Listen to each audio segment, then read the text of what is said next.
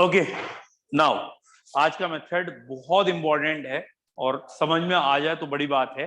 That is Kjeldahl's method for nitrogen. ठीक है, और नाइट्रोजन के एस्टिमेशन है।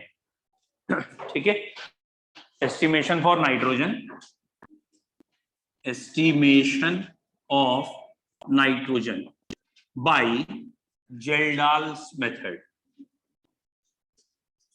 ठीक है, जेल्डाल्स मेथड क्या है?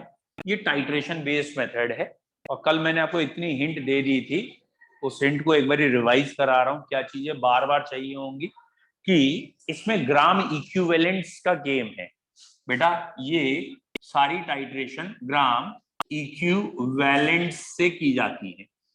ग्राम इक्विवेलेंट्स का फॉर्मूला क्या होता है? Normality into volume in litre. ये ग्राम इक्विवेलेंट का फॉर्मूला होता है। और अगर आप इसे मिली इक्विवेलेंट कहना चाहते हैं, यानी 1000 टाइम्स कम, तो अगर इसे मिली इक्विवेलेंट्स कहना चाहते हैं तो normality into volume in ml कह दीजिए, क्योंकि यहाँ वॉल्यूम 1000 टाइम्स कम हो गया है। ठीक है, तो मिली इक्विवेलेंट या ग्राम इक्विवेलेंट से हम ये क्वेश्चंस करने जा रहे हैं, न्यूमेरिकल करेंगे। सेकेंड पॉइंट, यहाँ पे एक पॉइंट और याद रखना है कि ग्राम इक्विवेलेंट हमेशा 1:1:1:1:1 चलते हैं। मतलब अगर किसी रिएक्शन में कोई भी एक चीज, मान लेते हैं सोडियम कार्बोनेट है और सोडियम कार्बोनेट के 10 ग्राम इक्विवेलेंट रिएक्ट कर गए, ये हमें पता लग गया 10 ग्राम इक्विवेलेंट सोडियम कार्बोनेट ने रिएक्ट किया है, सपोज HCl से किया है, तो गारंटेड HCl के भी 10 ग्राम इक्विवेलेंट ही रिएक्ट कर रहे हैं। समझ में आया? और जो चीज बन रही होगी, जैसे NaCl बना तो 10 ही ग्राम इक्विवेलेंट बनेगा, और NaCl के साथ अगर सपोज कोई दूसरी चीज बनी है, जैसे सोडियम कार्बोनेट था तो H2O निकला होगा, तो वो भी 10 ही होंगे। ग्राम इक्विवेलेंट में सबसे अच्छी चीज क्या है? बैलेंसिंग की जरूरत नहीं। 1:1:1:1:1। 1 रेशियो का मतलब ये नहीं है 1 ही रिएक्ट करेगा। अगर आपको पता चल गया कि 5 रिएक्ट किए हैं, सबके 5 बन रहे हैं या रिएक्ट कर रहे हैं, तो वही है। Is it clear? तो ये वाला एक सेंटेंस याद रखना है। Last but not the least, कि अगर आपको नॉर्मेलिटी की जगह मोलैरिटी गिवन है, अगर आपको नॉर्मेलिटी की जगह मोलैरिटी गिवन है, तो उसे वैलेंसी से मल्टीप्लाई कर लीजिएगा। और हमारे कोर्स में अभी इस न्यूमेरिकल में तीन ही चीजें हैं, या तो वो हमें H2SO4 देंगे, तो भैया H2SO4 की वैलेंसी 2 कर लीजिएगा, H2SO4 के लिए ये वैलेंसी 2 है, या वो NaOH देंगे, तो कॉमन सेंस है, NaOH में एक OH हटता है, वैलेंसी 1 है।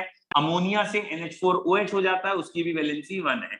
तो आप ध्यान रखेंगे, अगर NaOH या H2SO4 आए तो ये वैलेंसीज है, स्पेशली H2SO4, क्योंकि H2SO4 में वैलेंसी 2 है।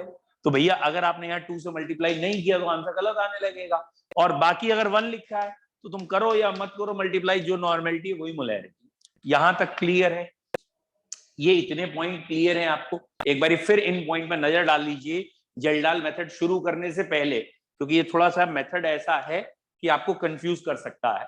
और मैं बुक वाले तरीके से पढ़ा भी नहीं रहा हूं कि आप ये सोचो कि घर जाके मैं बुक से रिवाइज कर लूंगा। बुक वाला तरीका ही नहीं है मेरा। ठीक है, मैं आपको अपने तरीके से पढ़ाऊंगा। ऑब्वियसली वो थोड़ा आसान तरीका है, और ग्राम इक्विवेलेंट का तरीका जिस बच्चे को समझ में आ गया वो मोल में क्वेश्चन करता ही नहीं, क्योंकि मोल्स के क्वेश्चन में आपको बार बार बैलेंसिंग सोचनी होती है, और यहां आपको बैलेंसिंग से बच जाते हैं, बस वैलेंसी सोचनी है दोनों चीजें सेम। याद है आपको, रेडॉक्स में वैलेंसी से क्रॉस मल्टीप्लाई करते थे, तो वो जो वैलेंसी से मल्टीप्लाई करते थे वो बैलेंसिंग बनती थी। तो हम यहाँ बैलेंसिंग ना लेके वैलेंसी ले रहे हैं, तो बोथ आर सेम। बट ये जिसे समझ में आ जाता है उसको ज्यादा इजी लगता है, क्योंकि ये 1:1:1 है। डन? यहां तक ये सारी बातें लिख लीजिएगा, including this, it is most important. Next बेटा,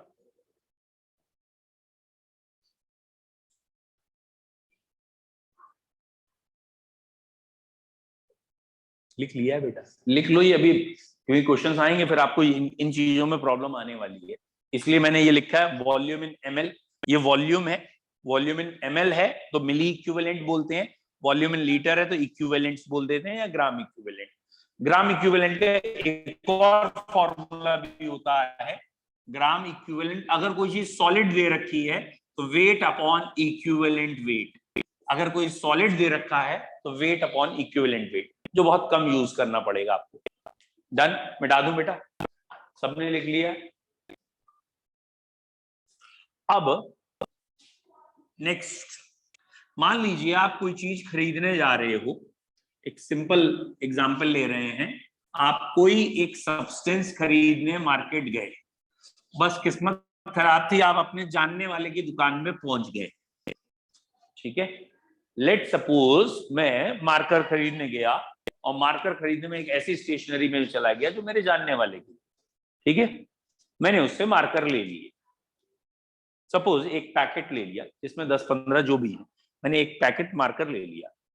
अब मैं उससे कह रहा हूं भाई पैसे बताओ, वो पैसे ही नहीं बता रहा। नहीं, आपसे को क्या पैसे बताने, आपसे क्या पैसे लेने, छोड़ने वाला है नहीं, लेकिन बता नहीं रहा। अब क्या होगा? अब मैंने क्या किया, मैंने एक अंदाजा लगाया कि ये मार्कर दिख तो मुझे भी रहा है, 22 रुपए प्रिंट है, 25 रुपए प्रिंट है, 10 का डिब्बा 250-300 के आसपास होगा, कुछ अंदाजा लगा लिया। मैंने एक 500 का नोट दे दिया बढ़ा, ठीक है।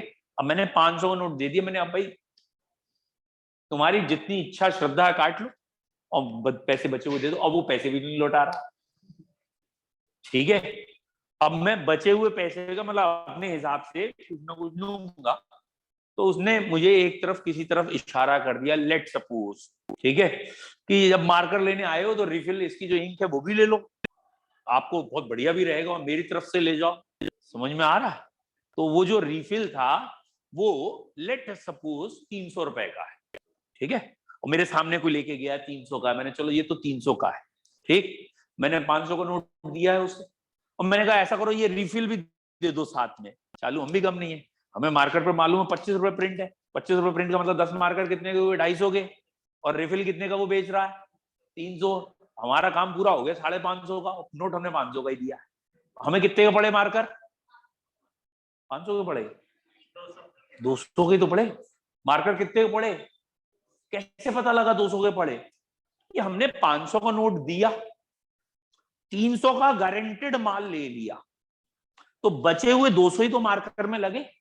पॉइंट समझ में आ रहा है? हमने नोट कितने का दिया?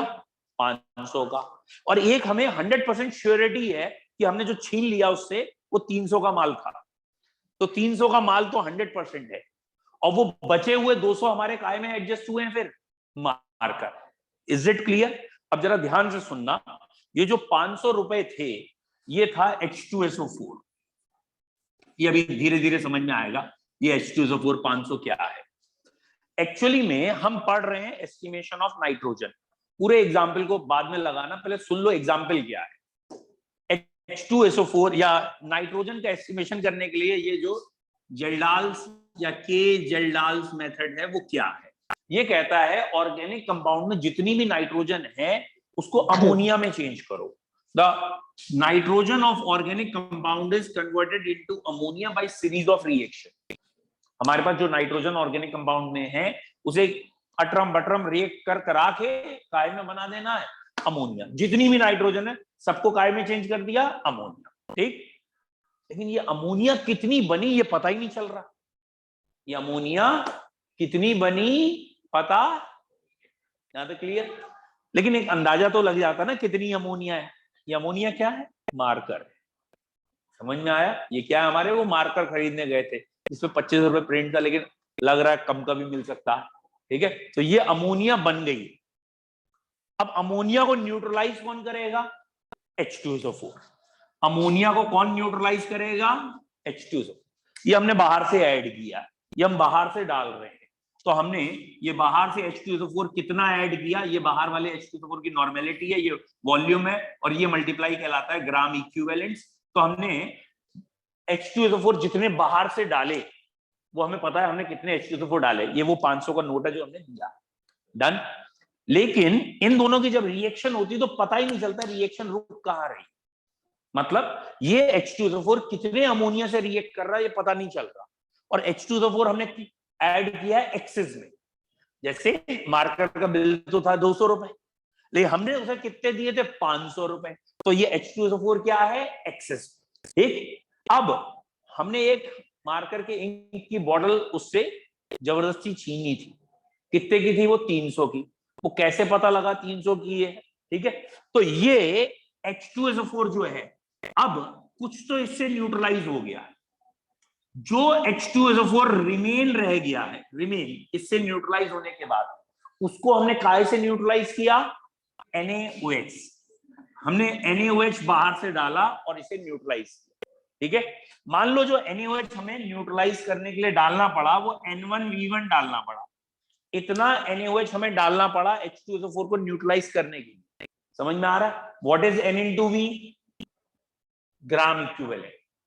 ठीक है, N into V क्या होता है? Gram equivalent. और ग्राम इक्विवेलेंट हमेशा 1:1:1 में रिएक्ट करते हैं।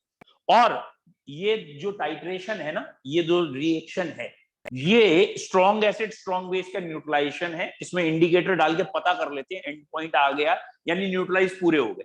तो ये जो NaOH डालोगे, पहली बात ये रिएक्ट किससे करेगा? जो NaOH डालोगे किससे रिएक्ट करेगा? बचे हुए H2SO4 से, क्योंकि तुमने जो H2SO4 डाला है उसमें कुछ तो इससे रिएक्ट कर गया, जो बचा हुआ H2SO4 है वो इससे रिएक्ट करेगा। क्लियर? तो जितना तुमने NaOH डाला है N into V, उतने ही H2SO4 न्यूट्रलाइज होंगे। मतलब ये मल्टीप्लाई थोड़ी देर के लिए मान ले रहे हैं 300 है, तो 300 क्योंकि 1:1 में रिएक्ट होती है, तो 300 ही H2SO4 इससे रिएक्ट किए। समझ में आया? और H2SO4 तुमने बाहर से कितने डाले वो तुम्हें पता है। क्यों? क्योंकि बाहर से जो H2SO4 तुम डाल रहे हो उसकी नॉर्मेलिटी भी जानते हो और वॉल्यूम भी जानते हो। तो ये बाहर से तुमने इतने ऐड किए थे। समझ में आया? इतने H2SO4 ऐड किए थे, इतने किससे रिएक्ट किए? NaOH से। ये गारंटेड है इतने ही NaOH से रिएक्ट किए, क्योंकि इसका भी N और V हमें मालूम है। क्लियर? और इन दोनों को जब तुमने डिफरेंस किया तो ये जो आया ये क्या बता रहा है? Very good. इन दोनों का जो डिफरेंस आया 200, वो क्या बता रहा है? The H2SO4 which is reacted with ammonia. बोलो यहां तक क्लियर है? ये क्या आया? ये वो ग्राम इक्विवेलेंट H2SO4 के हैं जितने अमोनिया से रिएक्ट किए। इसका मतलब इतने ही अमोनिया के ग्राम इक्विवेलेंट्स हैं। आ रहा है समझ में? क्योंकि 1:1 में रिएक्ट होती है। तो अगर H2SO4 200 ग्राम इक्विवेलेंट इससे रिएक्ट कर रहे हैं तो अमोनिया के भी ग्राम इक्विवेलेंट यहां 200 है। समझ में आया? और फिर हम निकालेंगे परसेंटेज ऑफ नाइट्रोजन यहां के बाद। बोलो यहां तक पहले क्लियर है? ये कोई सिनेरियो पूरा क्लियर है? तो यहां होता क्या है प्रैक्टिकली समझो। हमारे पास कंपाउंड आया, हमने उस कंपाउंड में A, B, C केमिकल डाले, लेकिन ध्यान रखा बाहर से कोई भी केमिकल ऐसा नहीं डाल रहे जिसमें नाइट्रोजन। तो हमने नाइट्रोजन के बिना वाले केमिकल यानी H2SO4, NaOH जो भी डाले, और हमने सारी की सारी ऑर्गेनिक कंपाउंड की नाइट्रोजन को काय में चेंज कर लिया?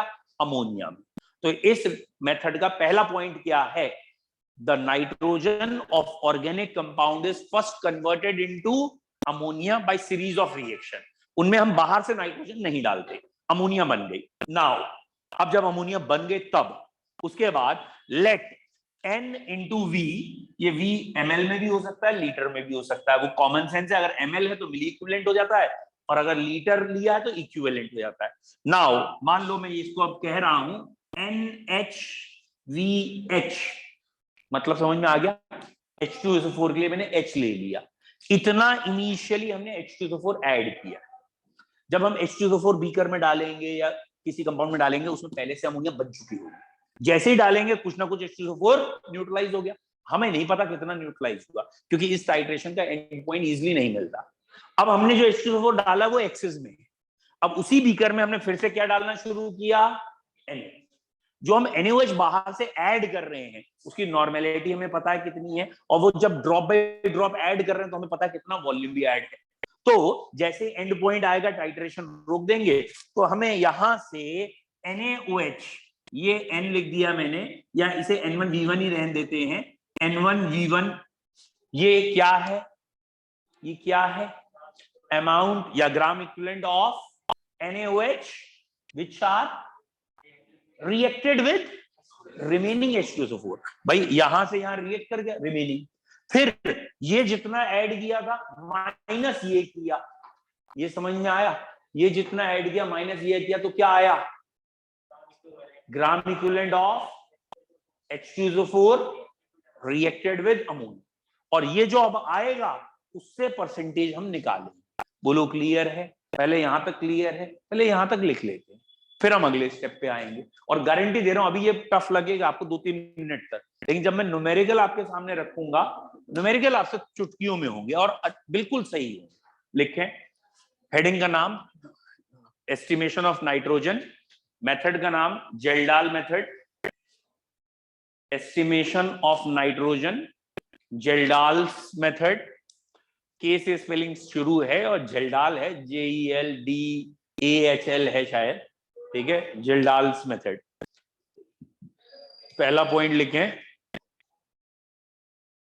Nitrogen of organic compound is converted into, nitrogen of organic compound, जितनी भी नाइट्रोजन है, nitrogen of organic compound is converted into Syria by number of reaction. Organic compound is converted into Ceria by number of reactions. ठीक है, by number of reactions. बोलो clear है? Nitrogen of organic compound is converted into Syria by number of reaction. बेटा Syria की spelling क्या लिखी? S नहीं, जो तुमने कॉपी में लिखी है पढ़ाओ। SY तुमने क्या लिखी? याद ही नहीं, मालूम है। SI क्या लिखा है? बताओ ना, बढ़ो तो, तुम बताओ। C से स्टार्ट की, हद करते हो। मतलब मैं इतनी देर से पढ़ा रहा हूँ, अमोनिया अमोनिया अमोनिया लिख के पढ़े, सीरिया सीरिया। चले जाओ अफगानिस्तान तुम लोग, सीरिया और बीरिया जाने क्या लिख के पढ़े। अबे कॉमन सेंस है नहीं, इतनी देर से ये चिल्ला चिल्ला कर पढ़ाया है कि ऑर्गेनिक कंपाउंड की नाइट्रोजन को अमोनिया में चेंज करना है, अमोनिया में चेंज करना, अमोनिया रिएक्ट करेगी, अमोनिया बचेगी, फिर ये रिएक्ट। हम सीरिया लिखेंगे, तुम सीरिया की स्पेलिंग पूछ रहे हो, हिंदी में बताएंगे हम। सा में बड़ी की मात्रा, फिर री, वाह बेटा वाह, वेरी गुड। मतलब इतना भी कॉमन सेंस नहीं लगा रहे हो, मैं पूछ क्यों रहा? आज तक स्पेलिंग पूछी तुमसे मैंने? मैं तुम्हें कह रहा हूं कि भाई देख लो, ये चीज समझा रहा हूं, तुम्हारा दिमाग यहाँ है या नहीं? अच्छा अगर सीरिया वर्ड आना होता तो जब मैंने समझाया था कहीं एक बार तो आया होता? अच्छा नहीं, तब आया था तो खाली सोच रहे थे। पता क्या यहाँ प्रॉब्लम क्या होती है कि जब हमारे पास किसी चीज में कॉन्फिडेंस नहीं होता तो हम सामने वाले की बात मान लेते हैं। तू कह रहा ठीक है शाम को घर जाके पढ़ लेंगे, और जब हमारे पास कॉन्फिडेंस होता है कि हाँ ये तो तूने अभी तक पढ़ाया नहीं, या ये तो था ही नहीं, जब हम कॉन्फिडेंट होते हैं अपने अंडर की हाँ हमें मेथड समझ में आ गया, तो हम तुरंत आर्गू कहते हैं हाँ भाई ये कहाँ से आया सीरिया, ये कहाँ से आ गया, ये वर्ड कैसे आ गया। और सेंटेंस भी तो लिख रहे हो, देख के बढ़ के बोल सकते हो, यहाँ तो अमोनिया आना चाहिए, आप सीरिया क्यों बोल रहे? लेकिन ये उन्हीं में होगा ना जिनमें कॉन्फिडेंस है। जब कॉन्फिडेंस नहीं है तो लाख कर लो, जो लिखना वो लिखते चलेंगे है नहीं है? 3 इडियट देखिए पिक्चर में, अब उसमें सलमान खान का डायलॉग याद है तुझे? देख रहे हो, अभी मैंने कहा कुछ पूछा, कॉन्फिडेंस है तो तुरंत कह रहे सलमान खान है ही नहीं। जहां जब मैंने कहा था सीरिया तो काय लिख लिया, तो क्यों नहीं कहा सीरिया है ही नहीं अमोनिया है? उसमें कॉन्फिडेंस था, ना चाहते हुए भी आप मतलब अनइंटेंशनली आप अपने आप कहने लगते हो सलमान खान है ही नहीं। नो कंफ्यूजन, खान वान दोनों में वर्ड खान लगा है, Salman Khan Aamir Khan, but no confusion. यहां कंफ्यूजन ही कंफ्यूजन है।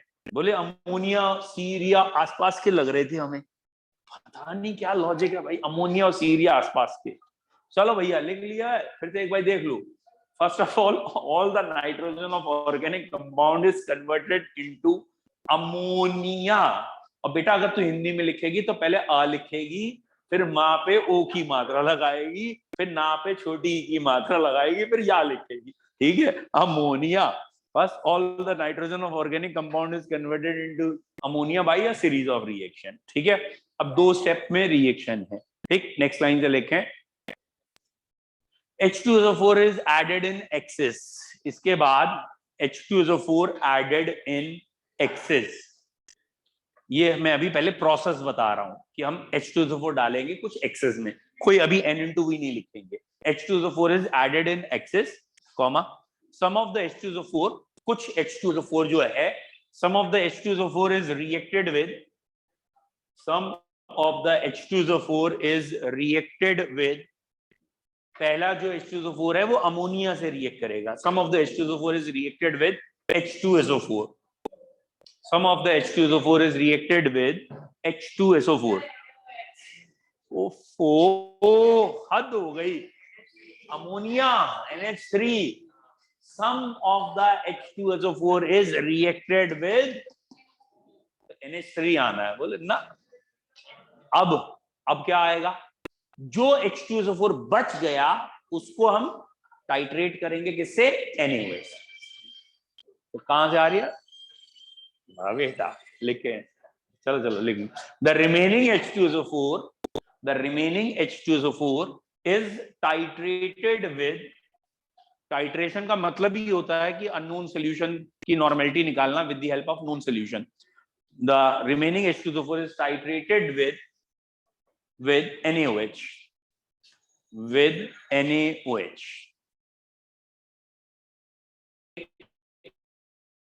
और इस पूरे जो आपने अभी 2-3 सेंटेंस लिखे, इस पूरे से हमें पता लग जाता है H2SO4 कितना अमोनिया से रिएक्ट हुआ। देख लीजिए, by this we find that amount of H2SO4, by this we find that amount of H2SO4 reacted with ammonia, amount of H2SO4 reacted with ammonia।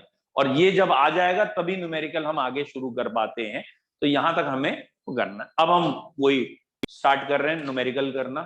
तो उसके लिए क्या करना है, पहली लाइन लिखें, let the excess of H2SO4 added has, let the excess of H2SO4 added has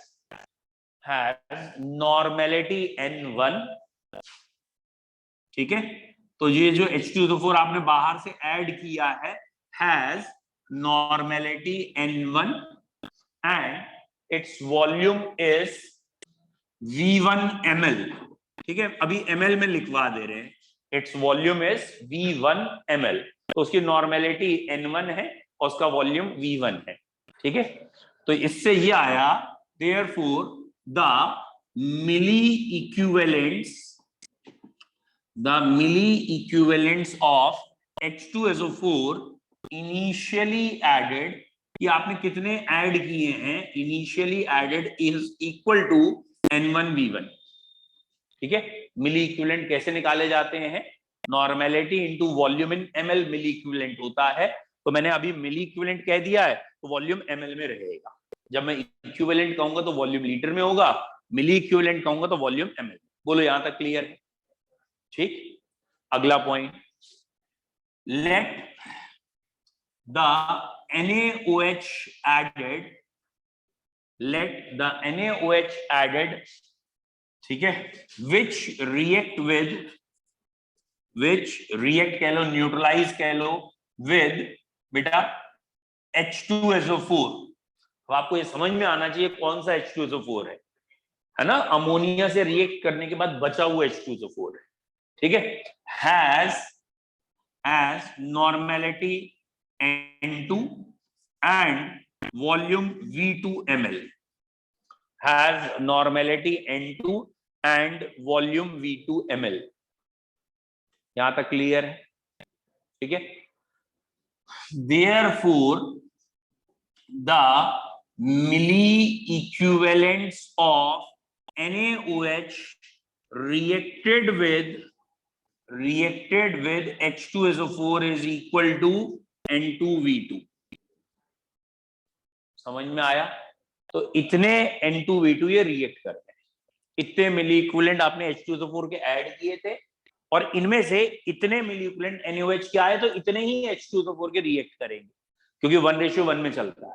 ठीक, अब नेक्स्ट लाइन सबसे इंपॉर्टेंट है, the milli equivalent of H2SO4 reacted with ammonia will be, the milli equivalent of H2SO4 the milli equivalent of H2SO4 reacted with ammonia will B.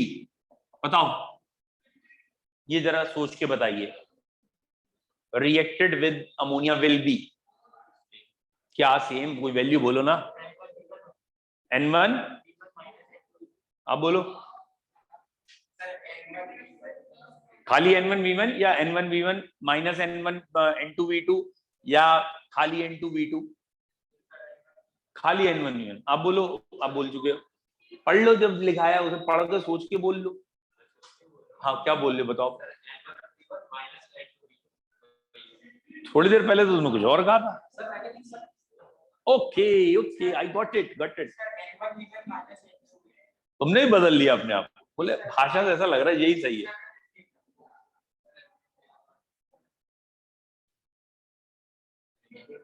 Definitely ध्यान से देखो क्या है, milli equivalent of H2 वो reacted with ammonia. Ammonia से कितने, इतने हमने मिली इक्विवेलेंट लिए थे, इतने NaOH के H2SO4 से रिएक्ट कर गए। H2SO4 दो चीजों से रिएक्ट कर रहा है, अमोनिया से और NaOH से। तो H2SO4 इतना लिया, इतना रिएक्ट कर गया NaOH से, जो बचा हुआ है वो किससे रिएक्ट कर रहा है? अमोनिया से। तो फिर milli is equal to N1V1 minus N2V2। ये क्या है? Milli equivalent of H2SO4 initially, ये है NaOH, और ये इक्वल टू हमने थोड़ी देर के लिए नई वैल्यू मान ली N-V'। जो भी सॉल्व होके आंसर आया उसको मैंने N-V' मान लिया। ठीक है, आप N-V' मान सकते हो, आपको एक डायरेक्ट नंबर मान सकते हो, X Y Z कुछ भी, लेकिन वही है ना कि कल भी मैंने आपको एक्सप्लेन किया था, मैं जनरली X नहीं मानता, है ना। मैथ वीक हो गई इसके चक्कर में लोगों की, इसलिए नहीं मानते X, है नहीं है? क्लियर है? बोलो क्लियर। तो ये N×V लिखा है, लेकिन ये ऑब्वियसली सॉल्व करके एक नंबर आएगा, ठीक है, लेकिन मैंने उसे जानबूझ के N-V' लिखा। अभी आपको समझ में आएगा क्यों। अब हमें बात करनी है कि इतने मिली इक्विवेलेंट अमोनिया के हैं हमारे पास, ठीक है। अब हम न्यूमेरिकल देखते हैं कैसा आता है और क्या करते हैं। बेटा ये है ऑर्गेनिक कंपाउंड, और इस ऑर्गेनिक कंपाउंड से अमोनिया बनी, और लेट सपोज अमोनिया का हमारे पास 1 मिली इक्विवेलेंट है, या पहले एक इक्विवेलेंट भी मान सकते हैं। मैंने आपको बताया था ना, इक्विवेलेंट का एक और फॉर्मूला है। इक्विवेलेंट का एक और फॉर्मूला क्या है? W/EW, weight upon equivalent weight, ठीक है। अगर मैं आपसे कह रहा हूं किसी जगह इक्विवेलेंट की वैल्यू 1 है, इसका मतलब जितना वेट है वही उसका क्या है? Equivalent weight. जो भी वेट है वही इक्विवेलेंट वेट है, तभी तो इक्विवेलेंट बनाएगा। तो अगर अमोनिया का मान लेते हैं 1 इक्विवेलेंट बना है, 1 इक्विवेलेंट अमोनिया बना है, तो अमोनिया का कितना वेट बना होगा? 17 gram. Is it clear? 17 gram में नाइट्रोजन कितने ग्राम होगी? 14 ग्राम। तो इफ 1 इक्विवेलेंट, ये इक्विवेलेंट है, if 1 equivalent of ammonia formed, अगर एक इक्विवेलेंट बनता, then the weight of nitrogen in it will be कितना होता? 14 ग्राम। बोलो समझ में आ रहा है? भैया अमोनिया में एक ही नाइट्रोजन का एटम है, इसका वेट 14 है, तो अगर ये एक इक्विवेलेंट पूरा बनेगा या 17 ग्राम का कंपाउंड बनेगा, तो उसमें 14 ग्राम नाइट्रोजन और ये 14 ग्राम आएगी तो यहीं से, ठीक है। यहां तक कोई डाउट? बोलो क्लियर है? ठीक, लिख लिया ये वाली line. If 1 equivalent of ammonia is form, then the weight of nitrogen in organic compound will be 14 ग्राम।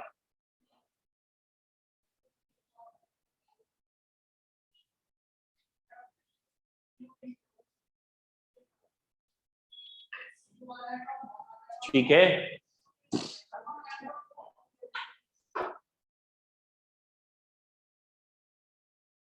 मुझे बताओ यहां अमोनिया के कितने इक्विवेलेंट बने हैं? यहां कितने इक्विवेलेंट बने हैं? शर्म करो शर्म, यहां इतने इक्विवेलेंट ही तो अमोनिया है। अरे भैया इतना H2SO4 शुरू में ऐड किया था, उसमें से इतना H2SO4 NaOH से रिएक्ट कर गया, ये बचा हुआ H2SO4 किससे रिएक्ट कर रहा है? अमोनिया से। इसका मतलब जितना H2SO4 के इक्विवेलेंट है उतने ही अमोनिया के लिए इक्विवेलेंट होंगे। इसका मतलब अमोनिया के इक्विवेलेंट इतने ही हो गए। समझ में आ रहा है? फिर से देखिए, अगर एक इक्विवेलेंट अमोनिया बनता तो 14 ग्राम होता। इस समय अमोनिया कितना बन रहा है, N-V'। और इसको आप ये भी कह सकते हो, ये क्या है, ये क्या है N और V, ये है H2SO4 ग्राम इक्विवेलेंट या milli equivalent H2SO4 reacting with ammonia. ठीक है, तो अब हम कह रहे हैं इस समय इतना अमोनिया बना। आप ये बात समझो बच्चों, 1:1:1 वाली बात समझो अभी भी, जो आपके समझ में नहीं आ रही, कि अगर ये N-V' क्या आ रहा है, ये आ रहा है H2SO4 रिएक्टेड विद अमोनिया, और जितना H2SO4 अमोनिया से रिएक्ट करेगा उतना ही अमोनिया होगा, 1:1। अगर H2SO4 के 5 मिली इक्विवेलेंट यहां आ रहे हैं तो अमोनिया के भी 5 ही है, और एक इक्विवेलेंट में 14 ग्राम है, तो 5 इक्विवेलेंट में इंटू 5। समझ में आ रहा है? तो यहां अगली लाइन में आ गया देयरफॉर, या एज इतने इक्विवेलेंट है, ठीक है, देयरफॉर मिली इक्विवेलेंट, या इक्विवेलेंट लिखना चाहे ऑफ अमोनिया फॉर्म्ड, ठीक है, या sorry milli equivalent of nitrogen ही कर लेते, या weight of nitrogen. Therefore weight of nitrogen in organic compound will be 114 into N into V upon 1000। बोलो क्लियर है? 14 into N into V या N dash into V dash upon 1000, 14 into N dash V dash upon 1000। बेटा मैंने 1000 से divide क्यों किया? क्योंकि यहां मैंने वॉल्यूम आपको हर बारी काहे में कहा था, ml में कहा था, जबकि मुझे तो लीटर में चाहिए क्योंकि मैंने इक्विवेलेंट लिया, इसलिए था। ठीक है, यहां तक क्लियर है? तो 14 into N into V by 1000। Organic compound का वेट W ग्राम है मान लो, तो W ग्राम में इतने ग्राम नाइट्रोजन आ रही है, W ग्राम में इतने ग्राम नाइट्रोजन है, तो 1 ग्राम में कितने ग्राम, इतना बाई W। यहां तक समझना भी आपको बड़ा इजी लगेगा फॉर्मूला, इतना बाई W। बोलो यहां तक क्लियर है? कितने ग्राम नाइट्रोजन हो गई? अच्छा, हमें परसेंटेज में निकालनी है, और जब हमें परसेंटेज में निकालनी है तो इंटू कैसे करेंगे, 100 से, 2 जीरो भी कट जाएंगे। अब जरा ध्यान से देखो, क्या फाइनल फॉर्मूला आपको इतना समझ में आ रहा है? Percentage of nitrogen is equal to 1.4 N into V upon W, ये आंसर है final. 1.4 N into V upon W दिखा? 1.4 N into V upon W, क्यों? ये 10 बचा था, और अगर ये 10 था तो इसे 1.4 लिख सकते हैं। तो अभी आप ये लिख लो, फिर इसे बस इसे लिख लो और इसे समझते हैं ये क्या है। ठीक है, percentage of nitrogen in organic compound is 1.4 N into V upon W। अब यहां N into V क्या है, ये जरा ढंग से समझ लीजिए। 1.4 N into V upon W, और V ml में है, ध्यान रखना, V लीटर में नहीं है, V ml में है। ठीक है, 1.4 N into V upon W। बेटा आप एक बार समझो N into V क्या, जल्दी बताएगा कोई बच्चा क्या है N into V? N into V यहां क्या है, ऑफ, वेरी गुड। ये जो 1.4 के बाद N into V लिखा है ना, ये माइनस करने के बाद जो आए थे वो है, उसे लिखिए जल्दी से। यहाँ N into V क्या है, उसे लिखे, N into V is the milli equivalent of H2SO4. It is the milli equivalent of H2SO4 which are reacted with ammonia, which are reacted with ammonia, milli equivalent of H2SO4 which are reacted with ammonia। बच्चों समझ में आया क्या कहना चाह रहे हैं, which are reacted with ammonia। तो कई बार एग्जामिनर, जो थोड़ा अच्छा एग्जामिनर होता है, वो डायरेक्ट दे देता है कि हमने जो H2SO4 डाला उसके 5 मोलर और 200 ml अमोनिया से रिएक्ट कर रहे हैं। अगर उसने डायरेक्ट खुद ही कह दिया कि अमोनिया से रिएक्ट कर रहे हैं तो डायरेक्ट लिख लेंगे। अगर वो थोड़ा टेढ़ा एग्जामिनर होता है, वो ये कहता है 2 मोलर H2SO4 लिया था और 500 ml लिए थे, और NaOH 3 मोलर ऐड किया, 100 ml ऐड किए, तो करना क्या पड़ेगा, H2SO4 की वैल्यू लगाओ, NaOH की निकालो, दोनों का माइनस करो, अब जो आएगी वैल्यू वो एक वैल्यू आ जाएगी, वो वैल्यू यहां रख दो सीधा। बस वॉल्यूम ml में रखना, इस फॉर्मूले को लगाना। एनसीईआरटी है किसी बच्चे के पास अभी? एनसीईआरटी बुक है? अरे वेरी गुड, मिल जाए तो मजा आ जाए, नहीं तो ये मत कहा करो नहीं है। आप लोगों में मोबाइल फोन है, आप एटलीस्ट अगर आप पढ़ाई के प्रति थोड़ा बहुत वो है तो आप बेटा, हाँ ये सेकंड ही चाहिए, सेकंड है ना? ये 1 लग रही है मुझे, ये 1 है, वो रेड कलर है, सेकंड चाहिए मुझे, सेकंड में है ना ऑर्गेनिक। आप लोग वैसे किसी की मोबाइल में डाउनलोड नहीं है एनसीईआरटी पार्ट 2? नेट नहीं है आपने किसी के पास? एनसीईआरटी अभी नहीं है तो एनसीईआरटी के में है तो दे दे यार, अगर बहुत बढ़िया रहेगा। मैं क्वेश्चन अभी आपको कराऊं क्योंकि यहाँ जो बुक रखी हुई है होंगी तो यहाँ बुक्स बहुत। चलिए मैं